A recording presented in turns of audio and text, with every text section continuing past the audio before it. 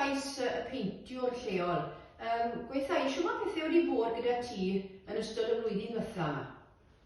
Wel, fel wedi tipyn i wedi gweithio di. Yn y lockdown cyntaf yma, oedd Boris Johnson disgwyl oedd pob un i aros gytre, a sef o'n i gytre am cwbl o fisoedd.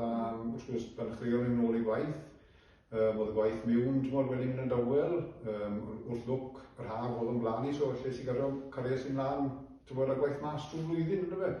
Nes dath yr hydref mewn, a wedyn dath y ffair brec arall, a ffôn i to i slaco lawr, ynddo fe?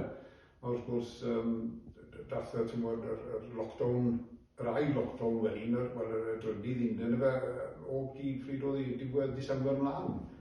So wedyn oedd y gwaith angenrheidiol, fel oedd ddim rhaid wneud fel peinto mewn o cwbl a stop. So nawr mae'n dechrau pigo lan, mae'r gwaith mas yn mynd i kick-off gyda'r Gwanwyn.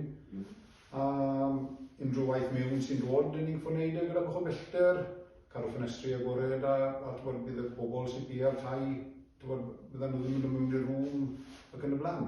Wyt ti wedi gwffod addasu dipyn da wedyn yn dod ti yn ystod y cyfnod yma, byddwn i'n meddwl, ynddo fe? Ni'n ffôn newid ffordd o weithio yn bendant. Ni'n ffôn cadw pellter, gwisgo masks os dy bobl moyn, gwisgo masks os dy ni moyn, a jyst bod yn gerffwl, hand sanitizer, golchi dwylo, a dilyn y drefen, ynddo fe? Ie, wrth gwrs, ie. Beth ydych ti'n gweud wyt ti wedi ddysgu gan ystod y flwyddyn ddiwetha yma?